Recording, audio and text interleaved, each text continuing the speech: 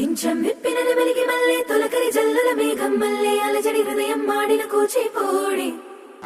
రంగుల దిద్దిన బొమ్మకు మల్లే కవితలు వత్తిన పుస్తకమల్లే సంతోషంలో ముద్దుగా ఈ అమ్మాడి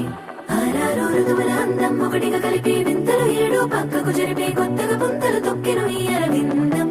అమ్మమ్మో తాండవమాడే కృష్ణుడి నుండి వేణువ గానం తీయగ పండి రాధకు ప్రాణం ఉప్పొంగే ఆనందం.